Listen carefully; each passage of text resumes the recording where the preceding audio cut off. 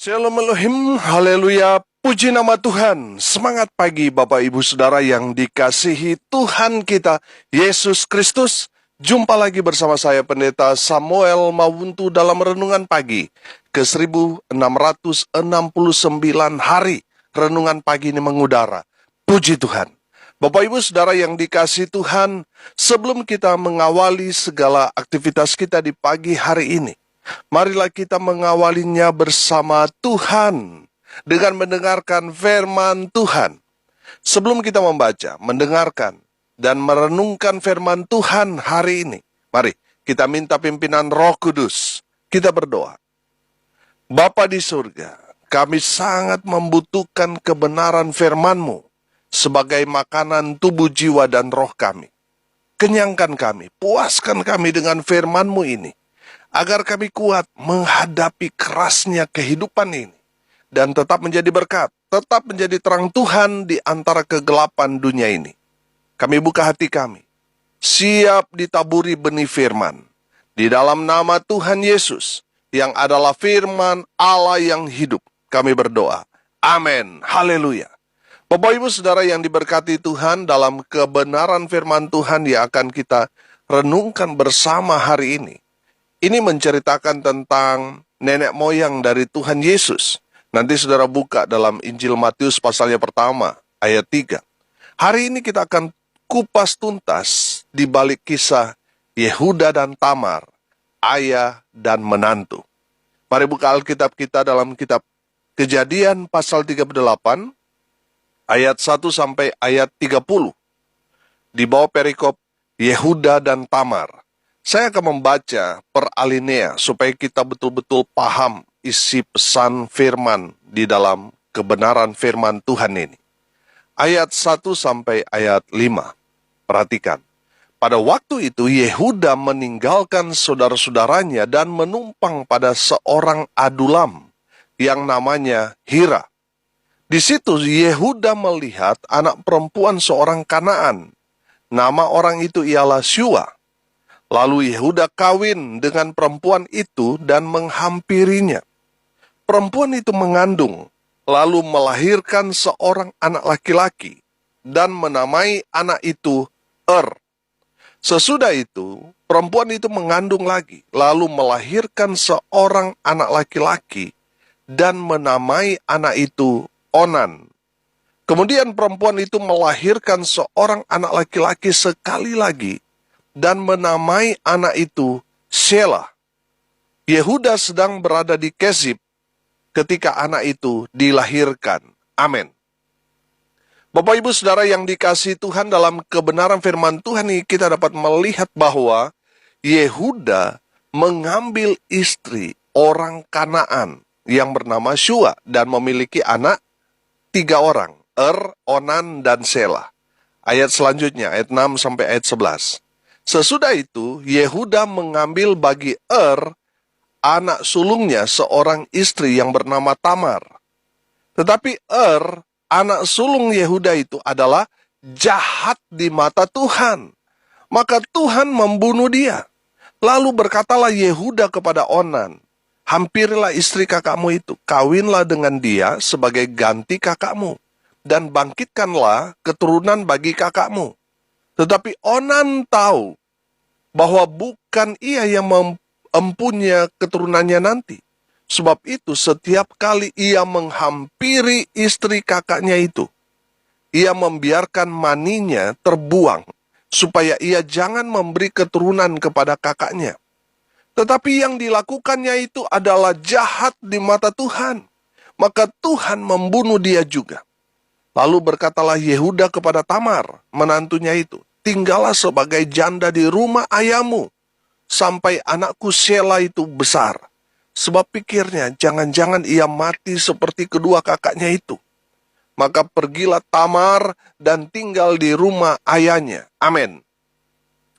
Bapak Ibu Saudara yang dikasihi Tuhan, sudah menjadi tradisi bahwa orang tua memiliki peran yang sangat penting di zaman itu untuk mencarikan istri untuk anaknya. Yehuda mengambil Tamar untuk menjadi istri Tapi berbuat jahat di mata Tuhan. Makanya Tuhan membunuh saya menangkap apa yang dilakukan bisa saja karena Yehuda mengambil istri Tamar yang adalah orang yang tidak cintai. Sehingga tidak berhubungan badan dengan Tamar. Atau mungkin dia melakukan kekerasan dalam rumah tangga, atau mungkin dia hidup di dalam kebebasan sehingga dia berhubungan seks dengan banyak orang yang membuat hati Tuhan itu murka. Dan kita tahu bahwa ayat ini menjelaskan bahwa Tuhan membunuh karena dia berbuat jahat di mata Tuhan. Saudara yang dikasihi Tuhan, adalah satu kebiasaan di kala itu. Kalau anak sulung meninggal sebelum dia memberikan keturunan, adiknya melanjutkan pernikahan itu dengan menikah dengan kakak iparnya. Namanya itu dalam istilah pada saat itu pernikahan levirat. Ya, ketika kakak sulung meninggal sebelum mempunyai keturunan, adik almarhum wajib menikahi janda kakaknya, kakak iparnya, untuk memberikan keturunan kepada almarhum kakaknya. Jadi itu akan dianggap, kalau mereka memperoleh anak, anak itu akan dianggap sebagai anak dari almarhum kakaknya. Karena melihat anak sulungnya meninggal, otomatis Onan yang harus mengambil Tamar menjadi istrinya. Onan melakukan hal yang jahat juga di mata Tuhan. Betul dia menikahi Tamar, tapi Onan berbuat jahat dengan tidak memberikan anak kepada Tamar. Onan tahu bahwa anak hasil pernikahan dengan Tamar itu tidak akan diakui sebagai anaknya, tapi diakui sebagai anak kakaknya. Makanya setiap kali Onan berhubungan dengan Tamar, Onan membiarkan maninya terbuang. Itulah sebabnya ada istilah onani atau masturbasi. Ini berawal dari onan ini. Di sini saya mau katakan bahwa onani atau masturbasi adalah satu perbuatan yang jahat di mata Tuhan. Perhatikan dan dengarkan ini baik-baik. Saudara yang masih melakukan ini, onani atau masturbasi, bertobat. Kenapa? Karena itu adalah perbuatan yang jahat di mata Tuhan. Bertobat. Amin. Sebelum semuanya terlambat. Yehuda berpikir dalam hatinya, kedua anaknya meninggal karena menikah dengan Tamar. Makanya Yehuda menyuruh Tamar pulang ke rumah ayahnya. Padahal Yehuda masih punya anak laki-laki yang bernama Sela. Yang seharusnya Sela ini secara otomatis harus atau wajib hukumnya menikah dengan Tamar. Tapi Yehuda khawatir jangan-jangan Sela ini bernasib sama dengan kakak-kakaknya, mati karena menikah dengan Tamar. Itulah sebabnya Yehuda menyuruh Tamar pulang ke rumah ayahnya. Ayat 12 sampai ayat 19. Setelah Yehuda beberapa lama, matilah anak Syua, istri Yehuda. Habis berkabung, pergilah Yehuda ke Timnah kepada orang-orang yang menggunting bulu domba-dombanya bersama dengan Hira, sahabatnya, orang Adulam itu. Ketika dikabarkan kepada Tamar bahwa mertuamu sedang di jalan ke Timnah untuk menggunting bulu domba-dombanya, maka ditanggalkannya lah pakaian kejandaannya. Ia bertelekung dan berselubung, lalu pergi duduk di pintu masuk ke Enaim yang di jalan ke Timnah. Karena dilihatnya bahwa Sela telah menjadi besar dan dia tidak diberikan juga kepada Sela itu untuk menjadi istrinya. Ketika Yehuda melihat dia, disangkanyalah dia seorang perempuan sundal, karena ia menutupi mukanya. Lalu berpalinglah Yehuda mendapatkan perempuan yang di pinggir jalan itu serta berkata, "Marilah, aku mau menghampiri engkau." Sebab ia tidak tahu bahwa perempuan itu menantunya. Tanya perempuan itu, "Apakah yang akan kau berikan kepada aku jika engkau menghampiri aku?" Jawabnya, Aku akan mengirimkan kepadamu seekor anak kambing dari kambing dombaku. Kata perempuan itu, asal engkau memberikan tanggungannya sampai engkau mengirimkannya kepadaku. Tanyanya, apakah tanggungan yang harus kuberikan kepadamu? Jawab perempuan itu, cap meteraimu serta kalungmu dan tongkat yang ada di tanganmu itu. Lalu diberikannya semuanya itu kepadanya, maka ia menghampirinya. Perempuan itu mengandung daripadanya. Bangunlah perempuan itu, lalu pergi, ditanggalkannya telekungnya, dan dikenakannya pula pakaian kejandaannya. Amin. Jelang beberapa waktu, Shua, istri Yehuda meninggal. Jadi Yehuda jadi duren, jadi duda keren. Yehuda dan Tamar mengikat janji bahwa nanti kalau Sela, anak bungsu daripada Yehuda, kalau dia sudah besar, Tamar akan dipanggil dari rumah ayahnya untuk menikahi Sela. Itu janji Yehuda kepada Tamar. Tapi sampai ibu mertuanya Tamar meninggal atau istri Yehuda meninggal, Sela sudah menjadi besar, tapi Tamar tidak dipanggil oleh Yehuda. Yehuda tidak memberikan Sela kepada Tamar sebagai suaminya karena Yehuda takut nanti Sela, anaknya, mati kalau menikah dengan Tamar seperti nasib kakaknya. Setelah lewat masa berkabung Yehuda, Tamar mendapat informasi bahwa Yehuda sedang dalam perjalanan ke Timna, sedang mengunjungi orang-orang yang bekerja kepadanya yang sedang bekerja menggunting bulu domba Yehuda. Tamar menyamar menjadi seperti perempuan sundal. Saya melihat Yehuda ini nakal juga ya. Suka jajan dia. Yehuda karena sudah lama menduda, tergoda dengan perempuan sundal. Akhirnya Yehuda menghampiri perempuan sundal itu. Tamar memang cerdik, saudara. Tamar meminta upah terlebih dahulu dari Yehuda. Yehuda menjanjikan perempuan sundal itu akan dia bawa anak kambing sebagai bayaran buat perempuan itu.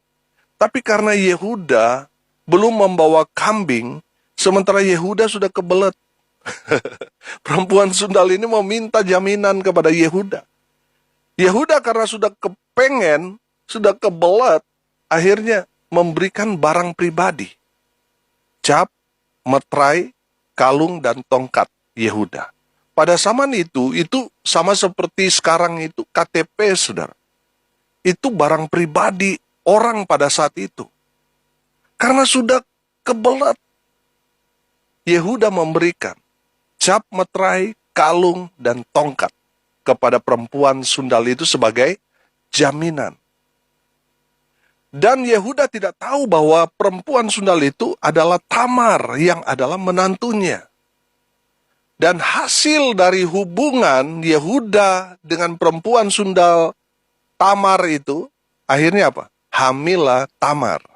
Ayat 20-23. Adapun Yehuda, ia mengirimkan anak kambing itu dengan perantaran sahabatnya, orang Adulam itu, untuk mengambil kembali tanggungannya dari tangan perempuan itu. Tetapi perempuan itu tidak dijumpainya lagi. Ia bertanya-tanya di tempat tinggal perempuan itu, di manakah perempuan jalang yang duduk tadinya di pinggir jalan di Enaim itu? Jawab mereka, tidak ada di sini perempuan jalang.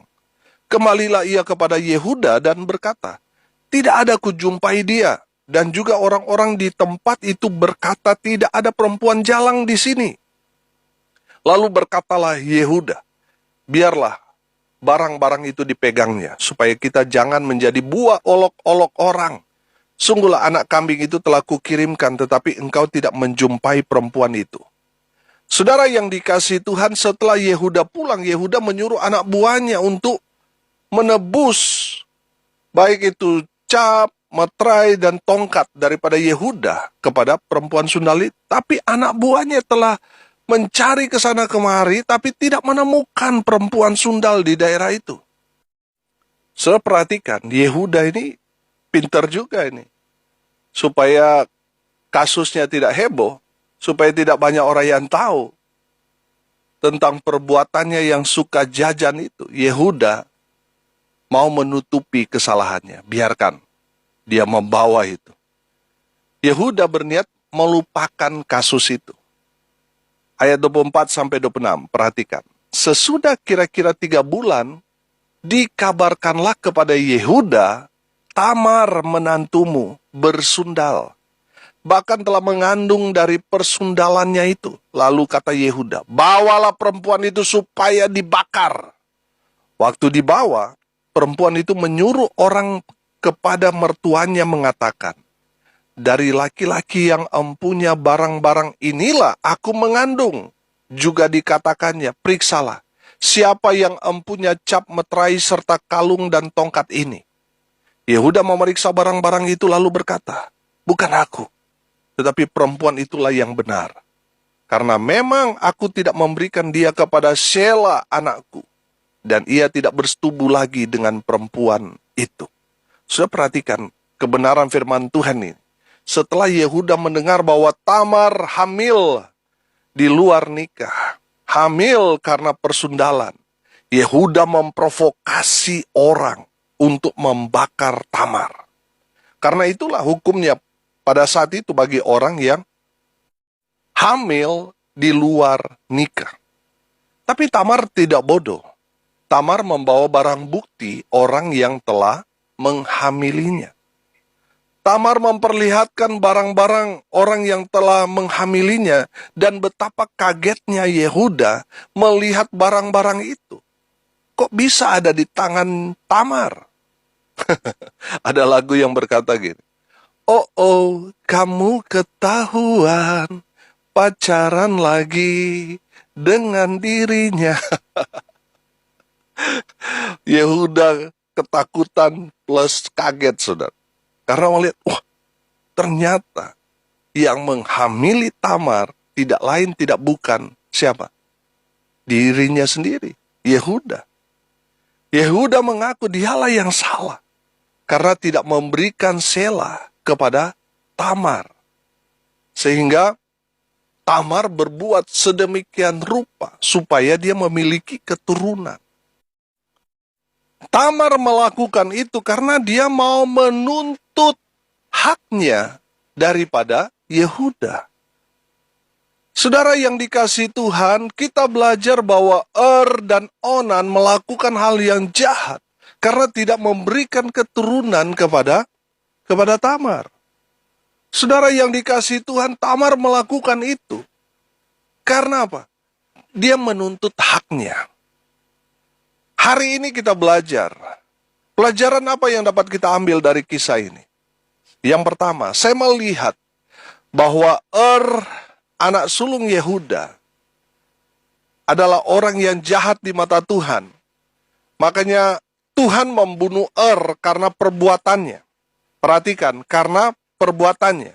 Bisa saja karena tidak cinta kepada Tamar, akhirnya dia tidak tidur dengan Tamar, padahal sudah resmi suami dan istri.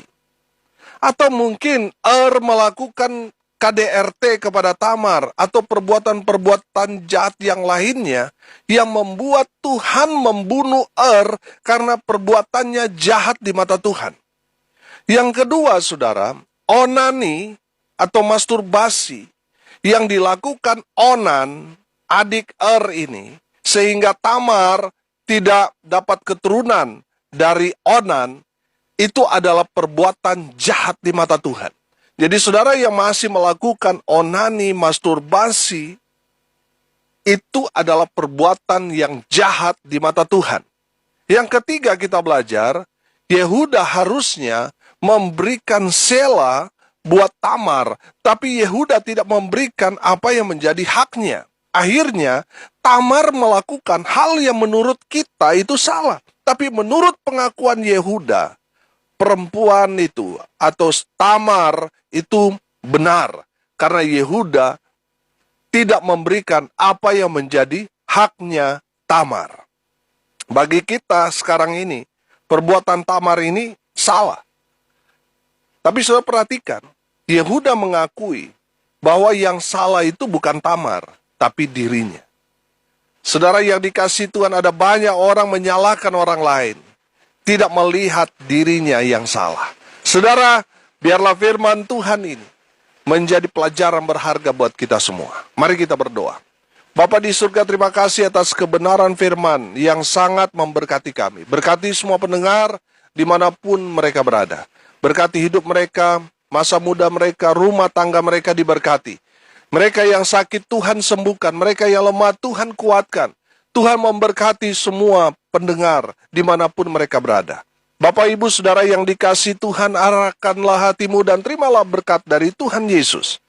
Tuhan memberkati engkau dan melindungi engkau. Tuhan menyinari engkau dengan wajahnya dan memberi engkau kasih karunia.